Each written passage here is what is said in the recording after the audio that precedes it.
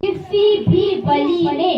یہ تعلیم نہیں دی کہ صرف میرا نام لیتے رہو تو جنت میں پہنچ جاؤ گے،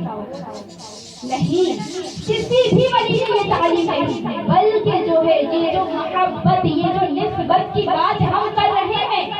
محبت ہو، دعوے ہو محبت کے، مگر وہ محبت اصلی والی محبت، حقیقی محبت کی، جس میں انسان اپنے محبوب کی ہر ادا کو اپنا لیتا ہے، کہ غوث اعظم جو سکھا کر کے گئے ہیں، جو بتا کر کے گئے ہیں، ان طریقوں کو وہ اپنا لے کہ میں تو غوث اعظم کا دیوانہ ہوں، میں تو غوث اعظم کی چاہنے والی ہوں۔ تو میرے غوث پاک کا تو عالم یہ تھا کہ اس طریقے سے نمازیں پڑھا کرتے تھے، ایسے قرآن کی تلاوتیں کیا کرتے تھے، اتنے سجدے کیا کرتے تھے، اتنے لوگوں کی مدد کیا کرتے تھے، اتنا لوگوں کا خیال رکھا کرتے تھے۔ یہ ساری باتیں، ان کی تعلیمات جب ہم اپنائیں گے تب ہم ان کے سچے چاہنے والے بنیں گے، اور جب ان کی تعلیمات پر ہمارا عمل ہو رہا ہوگا تو یہ واقعی کی ہماری محبت ہوگی، تو یہ ہماری حقیقی محبتیں ہوں گی۔ ورنہ خالی نام لیتے رہے، خالی نسبت ہوتی رہے، اور جو ہے کام ان کے خلاف کرتے رہے، نام لیتے رہے کہ ہم تمہارے چاہنے والے ہیں، اور کام دشمن کے، کام شیطان کے کرتے رہے، نام لیتے رہے ہم غوث کے چاہنے والے اور جھوٹ بولتے رہے، نام لیتے رہے ہم غوث کا اور جو ہے غیبتیں کرتے رہے، لوگوں پر ستم کرتے رہے، گالیاں دیتے رہے، بدتمیزیاں کرتے رہے، بداخلاقیاں کرتے رہے، تو یہ غوث اعظم کا سچا چاہنے والا نہیں ہو سکتا ہے۔ غوث اعظم کا سچا چاہنے والا وہی ہوگا کہ جو ان کی تعلیمات پر عمل کرتا ہوگا۔ تو ہماری محبتیں تو ہیں، ہم نے محبت کی شروعات تو کر دی ہے، لیکن اپنے قدموں کو اور آگے بڑھانا ہوگا کہ ہم ان کی تعلیمات کو بھی اپناتے ہیں، کہ ان کی ماں کا کردار کتنا حسین رہا ہے، ان کی ماں کا کردار کتنا اعلیٰ رہا ہے، ان کی ماں کے کردار کو ہمیں اپنے سامنے رکھنا ہوگا کہ ان کی ماں تھی جنہوں نے عبد القادر کو غوث اعظم بنا دیا، انہوں نے کیا تربیت کی ہوگی اپنے بیٹے کی۔ آج ضرورت اسی بات کی ہے کہ ہم غوث اعظم کے چاہنے والے ہیں، ہم غوث اعظم کی فاتحہ کرتے ہیں، ان کی 11ویں مناتے ہیں، تو اسی پر ہمیں بس نہیں کرنا ہے، بلکہ سبق لینا ہے، درس حاصل کرنا ہے کہ ان کا گھرانہ کیا گھرانہ تھا۔ انہوں نے چوروں کو ولی بنا دیا، انہوں نے ڈاکوؤں کو جو ہے ولی بنا دیا ہے، انہوں نے جو ہے کتنوں کو کلمہ پڑھا دیا، کتنوں کے دلوں میں عشق رسول بھر دیا، اللہ رب العزت کی محبتیں بھر دی، خدا کا خوف بھر دیا۔ یہ سارے کام وہ کر کے گئے ہیں، تو اگر ہم ان کے چاہنے والے ہیں تو ہمیں بھی ان کے راستے پر چلنا ہوگا، ہمیں بھی دین اسلام کا راستہ اپنانا ہوگا، ہمیں بھی اسلام کے راستے پر چلنا ہوگا۔ یہی حقیقی محبت ہوگی، یہی سچا چاہنے والا حضور غوث پاک کا ہوگا، تو وہ یہی کام کرے گا۔ اور یہ جو سوال کہ یہ 11ویں منانا کیسا ہے، یہ تو بدعت ہے، یہ جو سوال ہوتا ہے تو اس کا جواب یاد کریں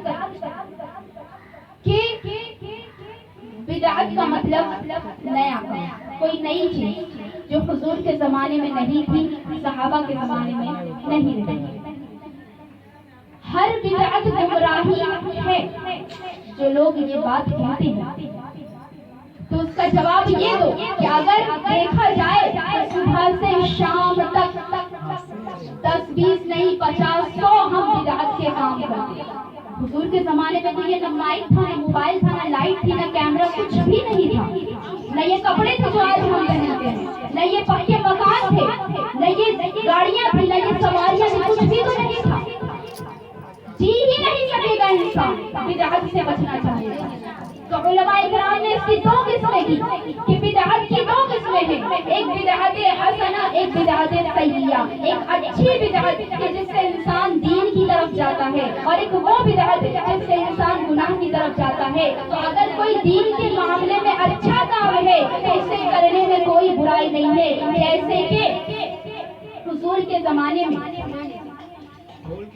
قرآن لکھا ہوا نہیں تھا، مگر بعد میں حضرت عمر کے دور میں اور حضرت عثمان کے دور میں صحابہ اکرام نے قرآن کو جمع کیا اور لکھا، قرآن کی 30 پاروں کی شکل دی۔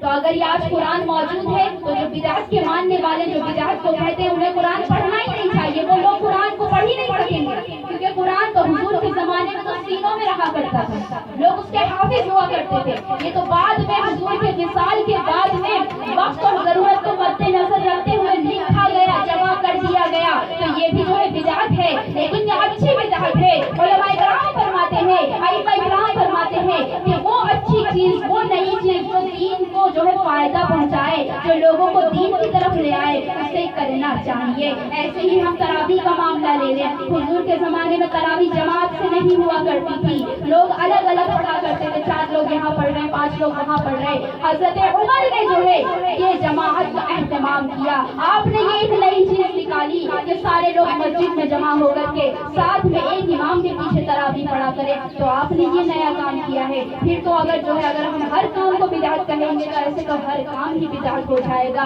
तो जो काम इंसान को दीन की तरफ ले आए वो अच्छी बात है। बिदअत हसना जिसे कहा गया है। तो अगर हम ये 11वीं मनाते हैं या मीलादुन नबी मनाते हैं तो इसमें होता क्या? जैसे कि अभी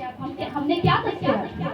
जहाँ पर भी 11वीं मनाई जाती है, जहाँ पर भी मीलादुन नबी मनाया जाता है, जहाँ पर भी औलिया के तस्करे होते हैं, उसमें अल्लाह उसके रसूल का तस्करा होता है, उनके हवाले से वलियों के तस्करे होते हैं और उनकी जिंदगी को सामने रख करके दर्श दिया जाता है कि ये काम हमारे औलिया करके गए हैं, तो हमें भी ये काम करना है। इसमें क्या बुराई है? बंदा सीख ही तो रहा है, बंदा एक नॉलेज ही तो हासिल कर रहा है और उससे अपना ताल्लुक भी तो मजबूत कर रहा है। जब इसमें कोई बुराई नहीं है तो फिर ये हुई बिदअत हसना, जिसको करना बाइसे सवाब है, जिसके जरिए बंदा खुदा के करीब होता है, जिसके जरिए बंदा अपने अल्लाह तक जल्दी पहुंच जाया करता है।